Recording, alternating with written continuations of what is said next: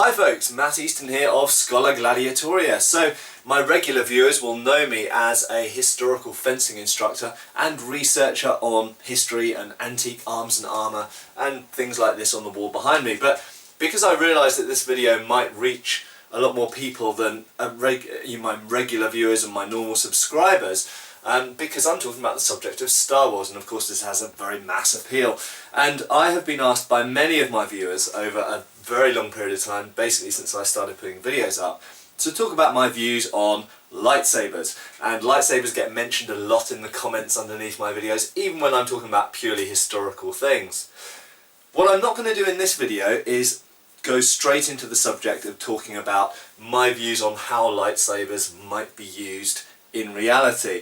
This is of course a completely light subject. It's not serious history, it's not serious martial arts, but nevertheless a huge number of people are interested in this subject, and a lot of people have asked me for my views on it. I do have some views about if lightsabers were a thing, and if they really existed, how you could use them in a plausible martial arts system, and I do have some views about how they should be used for fencing. However, that's a big topic for a future video, not one that I'm going to do in the far distant future. I will hopefully do it in the relatively near future. But first up, we're going to look at the fight featured at the end of Star Wars The Force Awakens, the fight famously, of course, between Kylo Ren, aka Ben Solo, and Rey and Finn. And we're going to look at it from the point of view of, first of all, as a Star Wars lightsaber fight, but also looking at the principles, the fencing sort of truth, and the what makes sense in a martial context within that fight. So first up, there's been a lot of criticism of Kylo Ren's use of his lightsaber based on the fact that he should have been more hardcore than some people think he was. Well, there have been lots of rebuttals put online to this, and I frankly don't think that I need to do a full rebuttal. I completely agree with those rebuttals, and I think that the film was right to show that Kylo Ren actually was a fairly competent fighter. Not the best, but he's not supposed to be. He's someone who essentially didn't complete his Jedi training and turned to the dark side early on.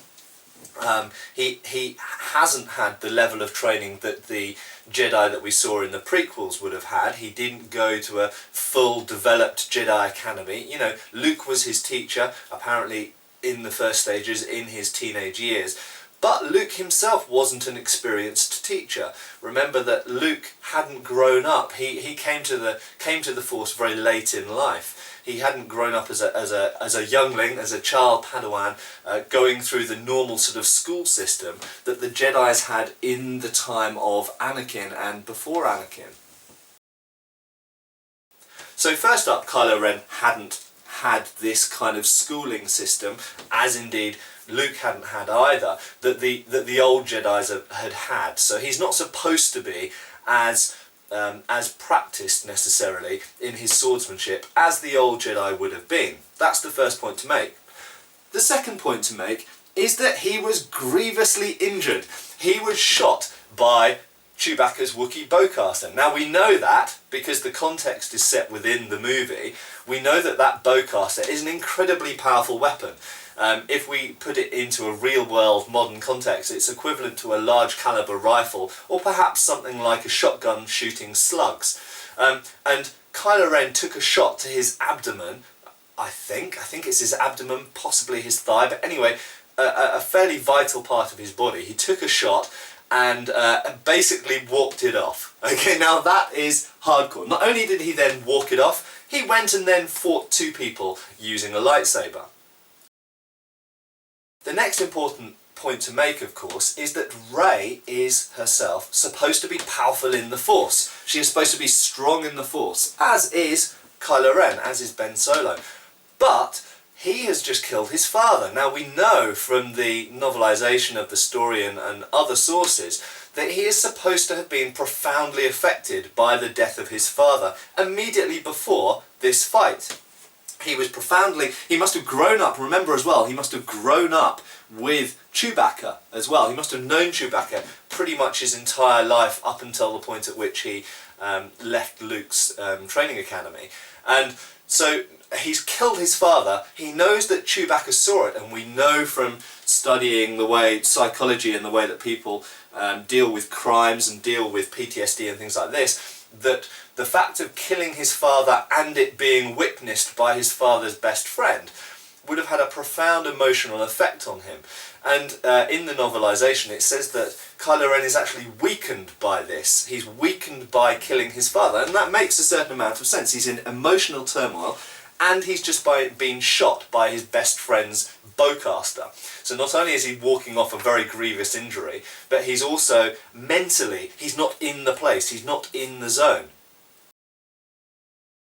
Even given the fact that Kylo Ren isn't really in the right state of mind and in the right physical condition to fight well, and indeed hasn't gone through the same types or the same levels of swordsmanship training as the old Jedi would have done, he is still a formidable opponent. He does defeat Finn. And we know that Finn is a relatively experienced stormtrooper who has undergone hand-to-hand combat training. Evidently he can handle a lightsaber adequately, not fantastically, and he gets beaten. He gets beaten by Kylo Ren. So Kylo Ren, even with that diminished mental condition and physical state that he's suffering with, still manages to beat Finn, let's face it, fairly easily. Rey then comes into the fight, and ultimately what we're really viewing here is a story told through a fight. Rey really defeats Kylo Ren because she is more resolute, and she is more, perhaps more calm in the Force. Perhaps she has a stronger grasp of the Force. Perhaps she has a greater connection to the Force. And she really beats Kylo Ren, not with her swordsmanship skills, but with her use of the Force. So I don't have a problem with that either at all. And we also know that Rey is a competent martial artist. This has been established right from pretty much near the beginning of the film, where she's carrying a staff the whole time. And we know that she can use that staff. We also know that in deleted scenes, she used the staff even more than we saw in the movie as the final cut came to the cinema.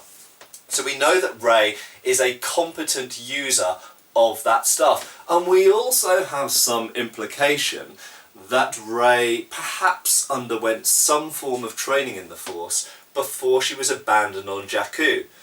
So Rey is by no means a feeble opponent. She is strong in the Force, she knows martial arts and how to use hand weapons, and potentially she had some degree of Jedi training previously. A last factor which I just want to throw in there is it's possible that the lightsaber that both Finn and Rey use, which of course is Luke's lightsaber and therefore Anakin's lightsaber, which we know has been expertly built at the time when the Jedi were still really at their height before they fell, that is fundamentally a better weapon than the weapon that Kylo Ren is using. Kylo Ren's lightsaber we know uses a cracked crystal, and that's why it's got the crackling blade, and that's why it has to have the exhaust ports that give the look of a crossguard. And therefore, perhaps to some degree, the lightsaber that's being used by Finn and Rey gives them a slight advantage over Kylo Ren's lightsaber, purely from the fact that it's perhaps a slightly better weapon, perhaps it does slightly more damage, perhaps it hits slightly harder. We don't have to know these details, we don't have to quantify and qualify everything exactly, but there's the implication there that it is fundamentally a better weapon. And even in real swordsmanship, if you have a better sword than your opponent, be it of better steel that maintains a sharper edge, that's better balanced, that's lighter, it moves more nicely, perhaps it's even got physical things on it that give you an advantage, such as a better handguard or a longer blade.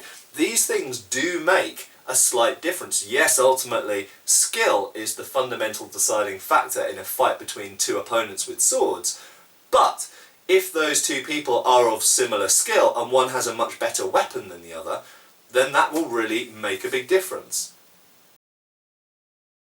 So, from the standpoint of someone who practices longsword fencing and other styles of historical fencing, what did I think about the actual fight in the movie? Well, by and large, I thought it was good. It was entertaining. There wasn't too much, so something that the prequels were quite guilty of was a lot of extraneous and useless movement and spinning around. Spinning around characterised the fighting in the prequels, and it was beautiful to watch, and it was lovely choreography, but in a martial sense, it was pretty rubbish.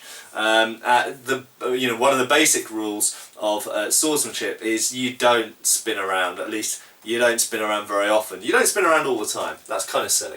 And there was a lot of, the prequels were very guilty of people fighting out of distance and spinning their blades around a lot without presenting a threat to the opponent. What we get in The Force Awakens, and which famously J.J. Abrams was aiming for, was a fight that looked more like a fight.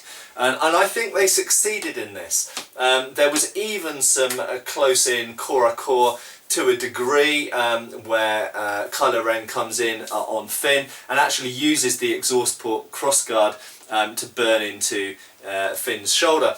And this is good. This is similar to the kind of techniques we see in longsword fencing. And the movements of the weapon looked sword-like. I will talk more about this in a future video when I talk about the use of actual lightsabers, but they didn't move like a weightless object. They moved like something that had a weight similar to a sword. They moved at a similar speed in a similar way, with a similar balance. And this looked convincing. It did look like a fight.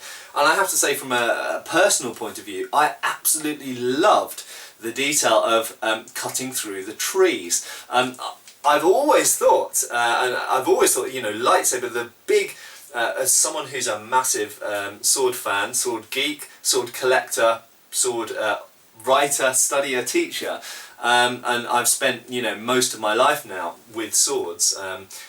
The one thing that's uber cool about a lightsaber is that you could basically cut through anything with it, pretty much.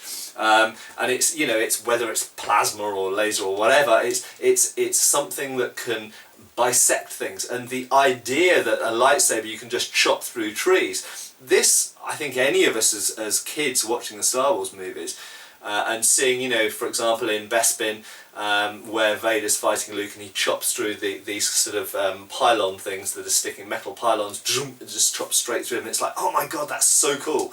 And to see that carried out on trees was pretty awesome, and it's exactly what should happen. I always remember being quite disappointed in The Return of the Jedi, and I understand why they did it like this. But when Luke's fighting on the skiffs in Return of the Jedi, rescuing Han, and he's hitting people on the skiff, and they're sort of being knocked off the skiff like they've been hit by a baseball bat. And I can always remember being a bit disappointed by this, because lightsabers, the whole point of a lightsaber is it just goes zunk and cuts through things. And why would it knock someone off a skiff? It wouldn't, it would just chop them in half. But of course I realised that Return of the Jedi was made for family audiences, and they couldn't show people being chopped in half and blood and guts flying everywhere, because they never would have got their PG certificate or U certificate or whatever it had at the time. So I loved the chopping through the trees, because of course it shows chopping through stuff without having to chop through people, and therefore affecting the rating of the film. By and large I thought that Finn looked fairly convincing with the lightsaber. I thought as convincing as he should do. And Rey, I thought, looked really good with the lightsaber. I thought she, they made her move a bit better. Maybe she's just naturally better at moving, but she looked a bit more elegant and fluid with the weapon, a bit more natural with it, which makes a certain degree of sense where, of course, we consider that Finn is supposed to be a stormtrooper who may have some hand-to-hand combat training, but fundamentally he's using firearms most of the time, whereas Rey, it seems that previously to Han giving her one, she didn't have a phaser or a firearm of any kind, and she used a staff, so it makes more sense that Finn would be more at home with hand weapons.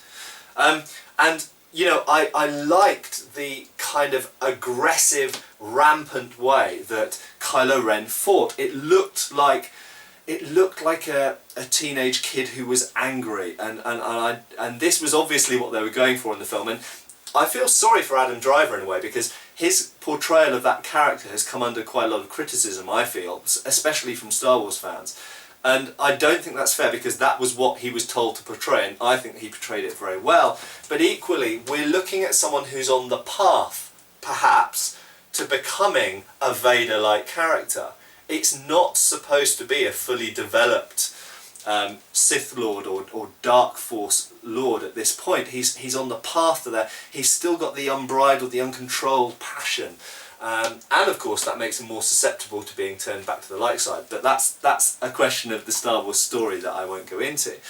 So I think that they portrayed the fight really well. Ultimately, and while I do my movie fight reviews, which seem to be quite well received, and I generally look at it from the point of view of someone who practices and competes in historical fencing with historical swords, I also understand that all of these fights are supposed to tell a story, and they're part of a movie, and they're there to entertain as well. So fundamentally, I think they did a fantastic job of that fight. I maybe wasn't so happy with the way that the fight ended, and the way that Kylo Ren and Rey were essentially forcefully separated in a way that's not exactly explained, but I suppose it's because the base is blowing apart and stuff, but it seemed a bit strange that they would just happen to have been divided by the chasm at that point. But it did, of course, they had to find some way of separating them such that they could both be characters who would go forward into the next movie. So there we go, guys. I hope that's... Obviously I can't show the movie. There's I know there's pirated copies out there that people have, but I'm not going to do that. I'm not going to get into that territory on this channel. Hopefully you know the fight well enough now that you know what I'm talking about. When it's out on DVD, maybe I'll revisit the fight and I'll break it down point by point like I do with my conventional movie fight reviews. Just to remind you before I sign off that I have playlists on this channel. If you're new to the channel, click on the playlist tab and have a look at the different things I do. I have a movie fight reviews playlist that if you're interested in this video, you may well be interested in other videos like it that I've done. Cheers, folks! Thank you for watching. Please subscribe, follow us on Facebook.